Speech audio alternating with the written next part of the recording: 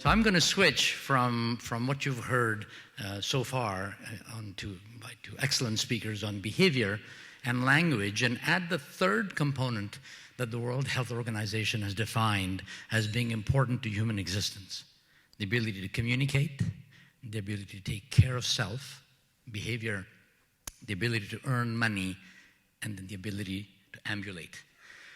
So these four things are important for our quality of life, and gait and falls are probably one of the most morbidity-causing and even mortality-causing symptoms in all kinds of disorders. So one of the sort of feature things that we do in our lab is understanding not just how gait is impaired, but what we can do to treat. So, gait and cognition, two sides of the same coin, is the title I sort of came up with to try and tie in what we've heard so far in terms of how our brains organize in terms of doing complex things, such as behavior and language, and translate that to that very important thing, which is ambulate. Right. Concentrating on ambulation, there's one specific aspect that I can focus in on, because gait is a huge topic that I want to talk about in the next 20 minutes, which is freezing of gait. Freezing of gait is cessation, just like freezing of language, right? So inability to find a word, you're stuck, you're frozen. Gait is such a phenomenon where after a particular period of time, patients with Parkinson disease and many other disorders, as I'll show you in a second, start having difficulty with this phenomena, which is freezing. Freezing is not what we experience in February here in Canada, but freezing actually is of what happens to your stride. Close to 25% of patients, and in some studies up to 50%, have some form of freezing of gait in Parkinson's disease. This disruption of mobility due to freezing of gait is responsible, again, as I mentioned, for falling. And I'll show you at the end a couple of videos. And in fact, I'll show you how we are treating this today, probably for the first time in the world here in London, with a technology that we've used in treatment of freezing of gait. Unfortunately, so far, other than what we're doing, there is no treatment for freezing of gait. Classically, patients, you can imagine what freezing would be, which is getting stuck. But there's a specific definition of freezing of gait, which is brief, transient, and surprising. So freezing of gait is not something that happens when you know you're approaching a puddle. I might stop in front of a puddle, but I'm not freezing because I know I need to stop. Freezing happens as a brief, transient, but surprising event. It is often asymmetric. One side gets stuck before the other. You can imagine how that asymmetry of walking will lead to falls. Episodic absence, marked reduction of forward progression, right? So it's episodic absence or reduction of forward progression of the feet despite the intention to walk, which means that the upper half of your body wants to continue, but the lower half doesn't. It's stuck, frozen, you fall forward. Hesitation, turning, destination hesitation. So I get to the chair, and in fact, you'll classically see a patient with Parkinson's disease, and I'll simulate that for you, and you walk through the mat, and you're stuck. The forward part of your body is moving forward, the bottom one doesn't. You're going to fall and hit your head against that chair. Okay?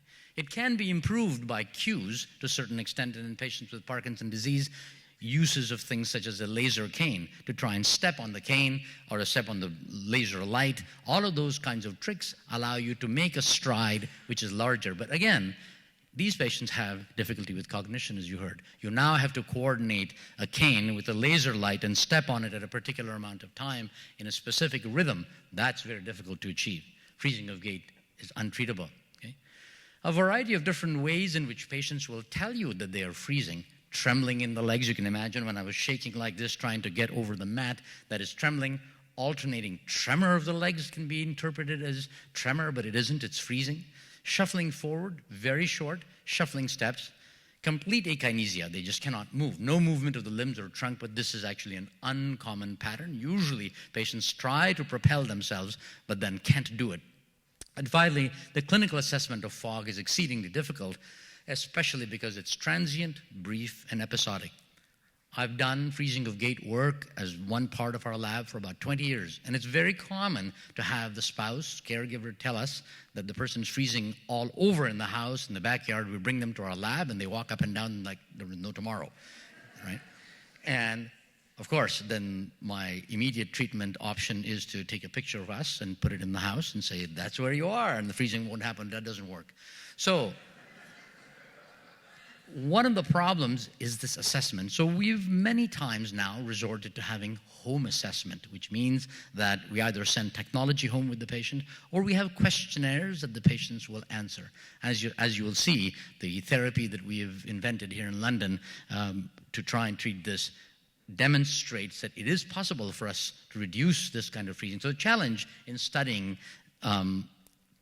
freezing of gait is that it doesn't happen in many times in our clinical setting. And second, cognitive dysfunction may also be linked to the occurrence of fog. So many times these patients are unaware that or are unable to control the fact that they shouldn't get up and walk in a particular way.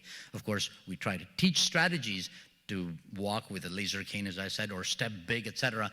But this is not possible when you have cognitive impairment in addition to gait, which goes often hand in hand. And the patients just don't know how to use the strategy.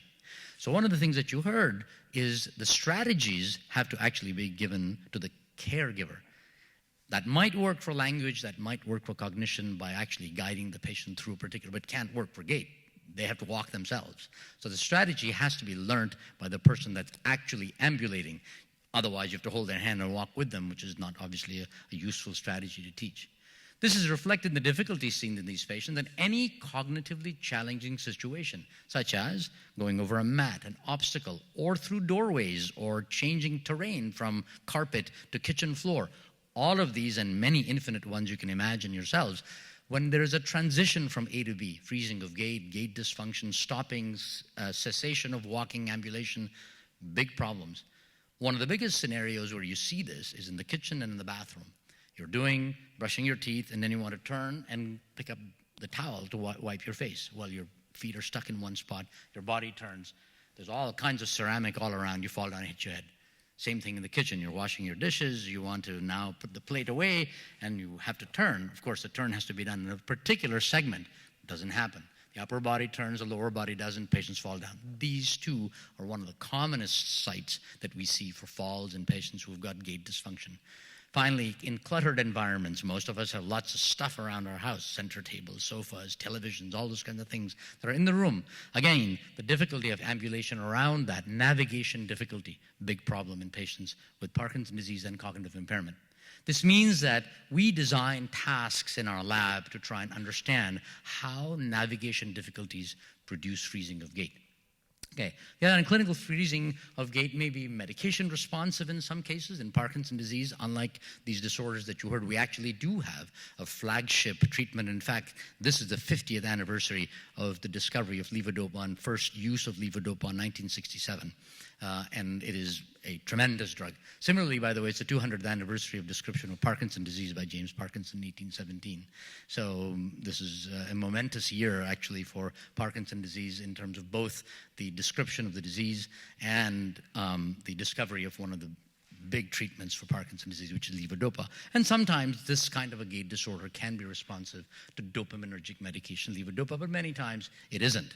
However, it can also be multifactorial. As I said, primary processes such as strokes can occur, degenerative diseases like Alzheimer disease. And in fact, just to show you an example of what freezing of gait looks like as we transition over from the disorders to trying to show you how we have hopefully discovered an effective treatment for this condition. So here is a sensor recording from the right and left leg. You can see that this is angular displacement. We've got sensors that we put on patients, on their body. It's actually a suit, an animation suit that Disney uses, and we've sort of adapted it from that, but for our purposes, because actually it was very interesting because this technology that we use is used in making cartoons and movies like Kung Fu, that animal, Panda. See, I told you, Robert. Oh. Okay, I think I should stop now. Yeah, Kung Fu Panda. So that was one of the famous, and it's interesting because in those animations, they can actually cure any disease you want because they're just animated. Unfortunately, it's not as simple in neurodegenerative disease. But we have adapted that technology and many other such technologies. And this is that technology that we use. And you've got two sensors that I'm showing you, right and left leg. And you can see that there's equal movement of the knee up and down. So this is displacement.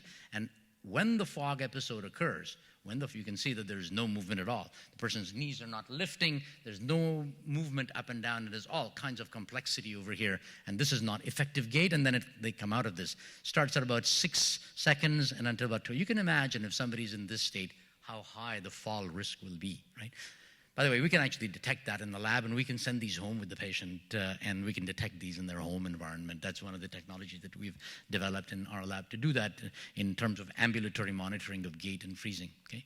Here's that long list that I promised, including things such as strokes in the brain, in stimulation that we actually do for treatment of Parkinson's disease by putting electrodes in the brain, can produce freezing of gait. All kinds of injury to the different parts, including Parkinson's disease, PSPs, corticobasal degeneration, this Lewy body dementia, and at the end there'll be a test that you can check mark when we all leave as to this list. But just to tell you that gait dysfunction is not uncommon. In fact, freezing of gait can be shared across all or many of these kinds of clinical syndromes, so it's a big disease. It's not small.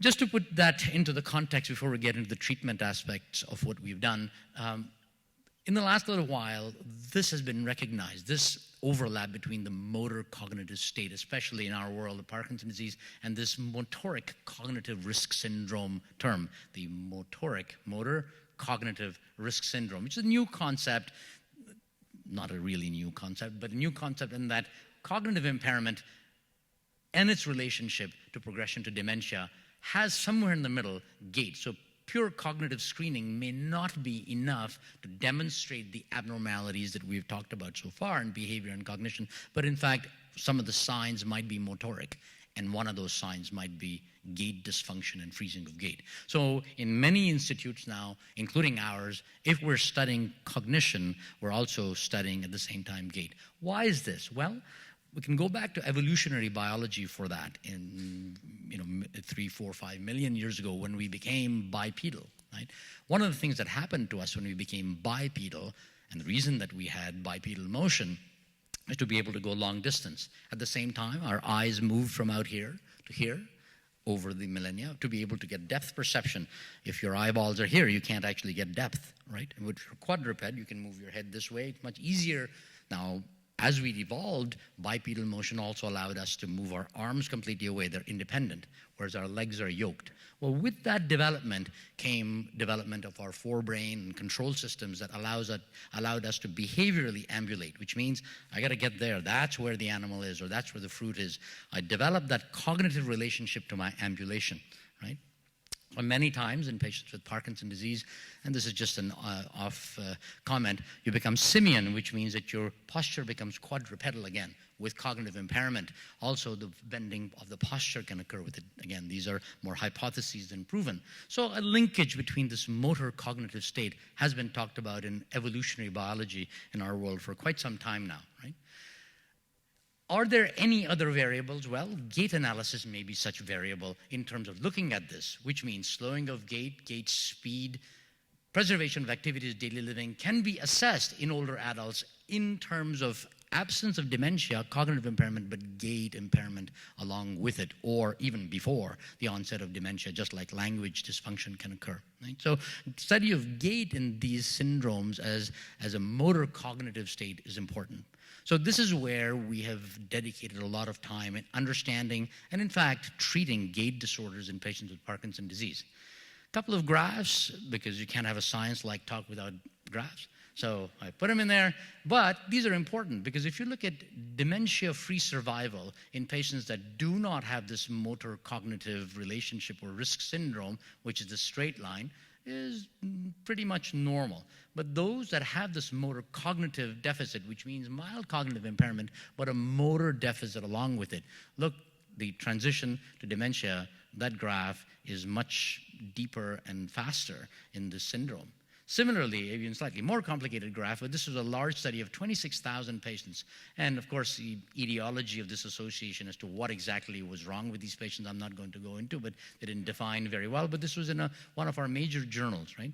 Older age, lesser education, cognitive decline. But the top graph is representing healthy, and the bottom graph is those that have MCR. In both cases, progression to dementia, falls, survival, all of those things, when you have a combination of cognitive decline, early cognitive decline with motor syndrome, the progression to dementia and the progression or the reduction of survival, both are impaired. So gait, balance, falls, and the ability to ambulate, including maintaining quality of life that I talked about right at the start, is a very important problem. It probably is the highest cause of physical morbidity and mortality that is common in our world today. Okay? So in conclusion of that part, and I'll show you the next part, which I think is quite exciting, is that gait dysfunction in Parkinson's disease remains an unresolved issue.